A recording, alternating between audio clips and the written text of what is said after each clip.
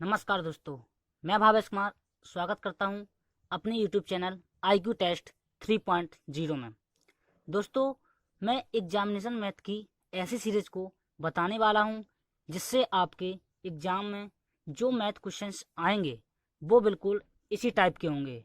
हम आपको एग्जाम में जिस प्रकार के क्वेश्चन आते हैं उसी प्रकार के क्वेश्चंस कराएंगे जो आपको पेपर में बहुत मददगार होंगे।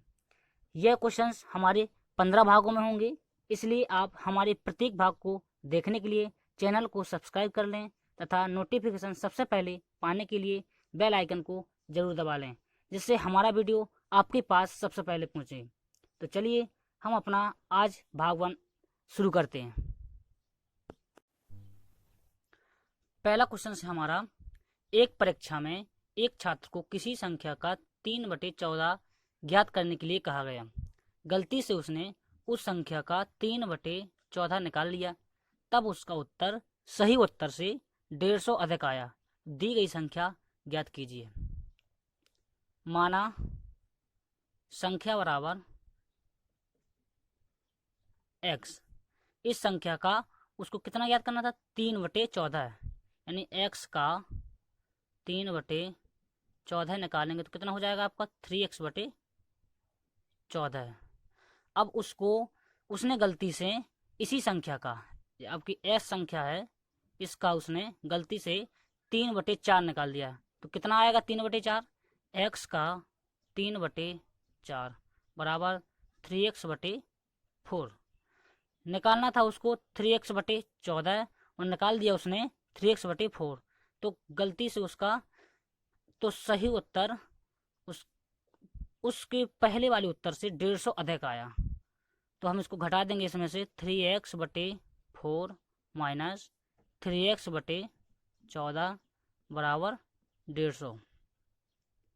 इसमें लासा ले लेंगे, 28 21x हो जाएगा माइनस 6x बराबर 150। इसको इसमें से घटा देंगे तो बचेगा आपका 15x/28 बराबर 150। 15 से इसको 15 काट देंगे, 10 बार जाएगा, x बराबर हो जाएगा आपका 280। यही होगा आपका क्या आंसर। तो दी गई संख्या क्या होगी, 280 होगी। अगला है, पिता की उम्र उसके पुत्र की उम्र की चौगुनी है। 5 वर्ष पहले पिता की उम्र पुत्र की उम्र की 9 गुनी थी, तो पिता की वर्तमान उम्र क्या होगी। जी हो गया आपके पिता और जी हो गया पुत्र। पिता की उम्र पुत्र की उम्र की 4 गुनी है, यानी अगर जी x वर्ष का होगा तो पिता कितने वर्ष का होगा, 4x वर्ष का होगा।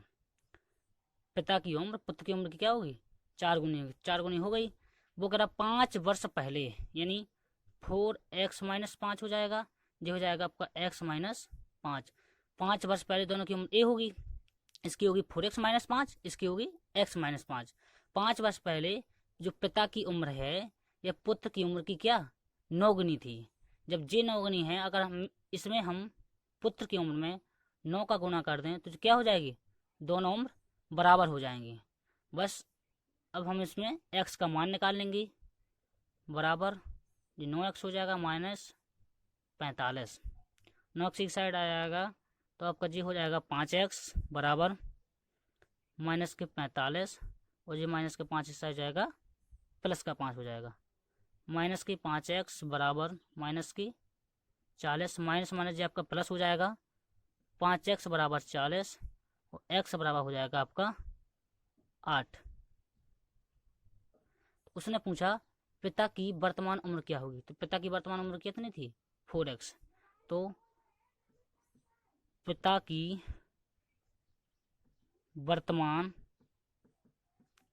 उम्र बराबर 4x, यानी कि 4 गुणा 8 बराबर हो जाएगी 32 वर्ष।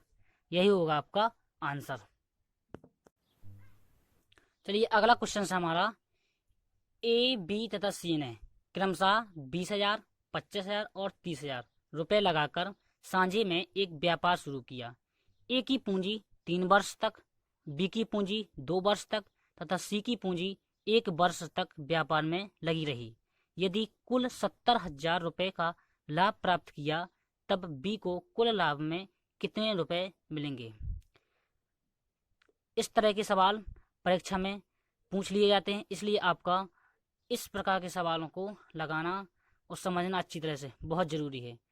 देखिए, जी हो गया आपका ए, जी हो गया बी, जी हो गया सी। ए ने कितने रुपए लगाए? 20,000 रुपये। बी ने 25,000 रुपये लगाए और सी ने 30,000 रुपये लगाए। ए ने कितने वर्षों के लिए लगाए? 3 वर्षों के लिए, तो इसमें हम 3 का गुणा कर देंगे। और बी ने कितने वर्षों के लिए लगाए? तो 2 वर्ष के लिए, तो बी की जो पैसे हैं उसमें हम 2 का गुणा कर देंगे। और सी ने 1 वर्ष के लिए लगाए, इसलिए इसमें 1 वर्ष का गुणा कर देंगे।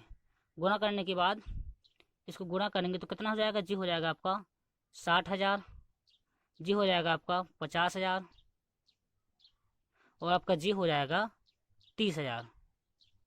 अब हम इसका निकाल लेंगे अनुपात, तो इसमें से अनुपात निकालेंगे तो क्या हो जाएगा आपका? 4 जीरो, इसके 4 जीरो, इसके 4 जीरो क्या हो जाएंगे? कट जाएंगे। तो आपका अनुपात आ जाएगा पूंजियों का 6:5:3 आ जाएगा। जो अनुपात ये आपकी पूंजी का आएगा, यही अनुपात क्या होगा? आपके लाभ का होगा। तो लाभ कुल कितना था? 70,000 था। 70,000 के लाभ में आपको 6:5:3 के अनुपात में बांटना है। तो बी का भाग कितना हो जाएगा? कुल अनुपातक योग कितना होगा लाभ का? तो 6, 5, 11 और 3 14 हो जाएगा। कुल अनुपातक योग 14 है और रुपए में कितना है आपका? कुल 70,000 है। तो आपका 1 अनुपातक योग बराबर कितना हो जाएगा? 1 अनुपातक बराबर हो जाएगा 5,000 रुपये। जब 1 अनुपात बराबर आपका 5,000 रुपये आया तो उसने पूछा बी को कुल लाभ में कितने रुपए मिलेंगे। तो बी का अनुपात कितना आया था? 5 अनुपात आया था। तो 1 अनुपात बराबर 5,000 है, तो 5 अनुपात बराबर कितना हो जाएगा? 5,000 गुना 5 बराबर हो जाएगा आपका 25,000 रुपये। ये होगा आपका बी को कुल लाभ का कितना भाग मिलेगा? 25,000 रुपये मिलेगा। तो अगला क्वेश्चन, आज की वीडियो का आखिरी क्वेश्चन है, 2 धातुओं के 80 ग्राम मिश्रण में दोनों का अनुपात 5:3 है। दूसरी धातु की कितनी मात्रा बढ़ा दी जाए कि यह अनुपात 5:4 हो जाए। इसके लगाने के मैं आपको 2 तरीके बताऊंगा। सबसे पहला तरीका है 2 धातुओं के 80 ग्राम मिश्रण में, तो आपकी एक धातु हो जाएगी ए, एक हो जाएगी आपकी बी। अब धातु ए और धातु बी कितने ग्राम की है? 80 ग्राम की है दोनों, और दोनों का अनुपात कितना है? 5:3। अब 5:3 में है 80 ग्राम, तो इसको कितने मिलेगा, इसको कितने मिलेगा? तो हम 80 का अनुपात का योग कितना हो जाएगा? 5 और 3 8, यानी कि ये धातु जो ए है इसका अनुपात कितना है? 5 है। 8 भाग में 5 है, यानी 80 का 5/8 कितना हो जाएगा? इसको काटेंगे तो कितना हो जाएगा? 50, यानी इसका भाग हो जाएगा 50। जब कुल 80 ग्राम का मिश्रण है उसमें ए का भाग 50 है, तो बी का भाग कितना हो जाएगा? 30 हो जाएगा। अब वो कह रहा है कि दूसरी धातु की कितनी मात्रा बढ़ा दी जाए कि यह अनुपात 5:4 हो जाए। तो दूसरी धातु की, यानी कि पहली धातु तो जितनी है उतनी ही रहेगी, यानी 50 ग्राम ही रहेगी, तो इसमें कुछ नहीं बढ़ाना है। बाकी दूसरी धातु 30 है, इसमें मान लिया हमने एक्स धातु मिला दी। दूसरी धातु की कितनी मात्रा बढ़ाना है? एक्स मात्रा बढ़ाना है। तो यह अनुपात कितना हो जाता है? 5:4 हो जाता है। बस इसका कैंची गुणा कर लेंगे, कितना हो जाएगा? 200 बराबर 150 प्लस 5x। 150 इस साइड आ जाएगा तो आपका हो जाएगा 5x बराबर 50। इसको काट देंगे तो आ जाएगा x बराबर 10। यही होगा आपका आंसर, क्योंकि उसने क्या पूछा है? उसने पूछा है यह अनुपात 5:4 हो जाए, कितनी धातु मिला दी जाए। तो आपने माना था x धातु मिला दी जाए, x का मान कितना आया आपका? 10 आया। यही होगा आपका आंसर। इसका दूसरा तरीका ये होगा कि उसने कहा दूसरी धातु में कितनी मात्रा मिला दी जाए कि यह अनुपात 5:4 हो जाए। तो आप बताइए, पहली धातु में तो कुछ मिलाया ही नहीं गया, तो जब उसका पहली धातु का अनुपात 5 है, यानी कि 5 बराबर जब आपके 50 हैं, तो 1 बराबर कितना हो जाएगा आपका, 1 बराबर 10 होगा। वो आपको करना कितना है, इसको इस दूसरी वाली धातु को कितना करना है, आपको 4 अनुपात मिलाना है। 4 अनुपात बराबर कितना हो जाएगा, 10 गुना 4, यानी कितना हो जाएगा, 40 हो जाएगा। और आपकी पहली धातु थी कितनी, 30 थी, तो अब कितनी हो गई, 40 हो गई। तो कितना बढ़ गया, 10 बढ़ गया, यानी आपने कितनी मात्रा मिला दी दूसरी वाली धातु में, 10 मात्रा मिला दी, 10 ग्राम मात्रा मिला दी। यही आपका आंसर होगा। तो चलिए, आज के हमारे इस वीडियो में इतना ही। आगे आपको अगले दूसरे वीडियो में मिलेंगे, तब तक के लिए आपसे गुड बाय।